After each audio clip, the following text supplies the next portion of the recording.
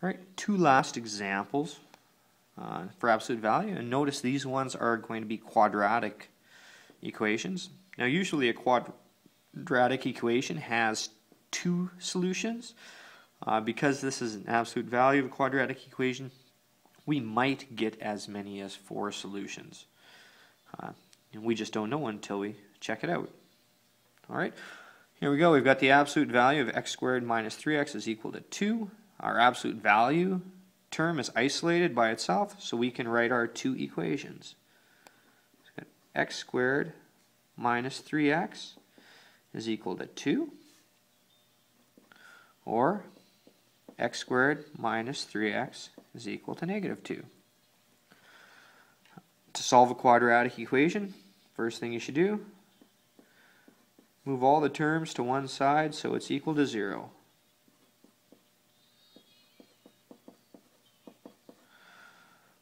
Alright, now we have two quadratic equations. One of these is going to be easier than the other to solve. Hopefully, I mean, we've got options. We can use the quadratic formula, or we can factor, or we can complete the square. This one I recognize right away is that I can factor as x minus 1 and x minus 2 equals 0. And so I get two solutions here, x equals 1 or x equals 2. There's two of our solutions. Now, our second one I don't think I can factor, so I'm going to have to use the quadratic formula. X is equal to negative b plus or minus the square root of b squared minus 4ac all divided by 2a. Alright, so let's see. We've got negative 3 plus or minus negative 3 squared minus 4 times 1 times negative 2 all divided by 2 times 1. So we got x is equal to 3 plus or minus the square root of 9 plus 8 is 17 over 2. So there are two values. X equals 3 plus root 17 divided by 2, or x equals 3 minus root 17 divided by 2. We could approximate these as decimals. This is 3 plus the square root of 17 is about 4.1. So this is about 7.1 divided by 2, which is approximately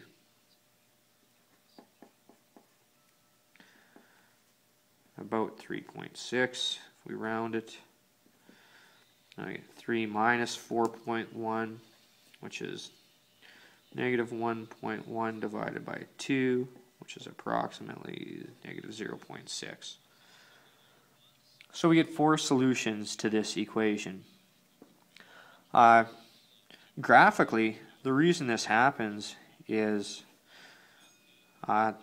if I graph the absolute value of x squared minus 3x, 0, there's 3, I get something that looks like that. Alright, this is y equals the absolute value of x squared minus 3x. And when I graph y equals 2, well, I know what that looks like. This is y equals 2. And you can see it crosses in 1, 2, 3, 4 spots. Right, this would be my negative 0.6 solution. That would be my 1 solution. That would be my 2 solution. That would be my solution 3.6. Right, so when you're solving an absolute value function involving a quadratic, you might get as many as 4 solutions. All right. Let's take a look at this second example. All right, we've got the absolute value of x minus 5 is equal to x squared minus 8x plus 15. Well, this is good. We've got our absolute value isolated, so we can write our two equations. X minus 5 is equal to x squared minus 8x plus 15. Our second equation will be x minus 5 is equal to negative x squared minus 8x plus 15. Rearranging the first equation, we get 0 is equal to x squared minus 9x plus 20. And rearranging this one, our second equation, we get x squared minus 7x plus 10 equals 0. Alright, I think I can factor the first equation as x minus 4 and x minus 5, which gives me two solutions, x equals 4 or x equals 5. And I actually think I can factor the second equation as x minus 2 and x minus 5, which gives me two solutions, x equals 2 or x equals 5. Oh, we have a repeated solution here. Both equations gave us x equals 5. Like before, you should check your solutions to make sure that the right-hand side gives you a positive number. We know the left-hand side has to be a positive number.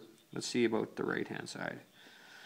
4 squared minus 8 times 4 plus 15.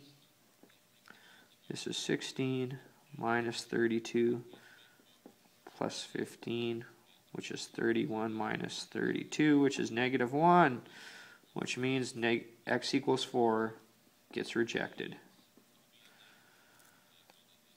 Let's see, x equals 5.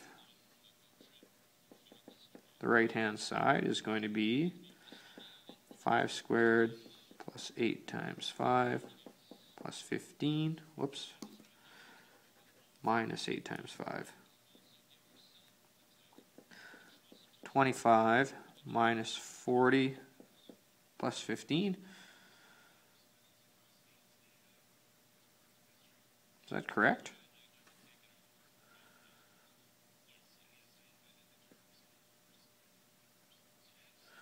Which is 0.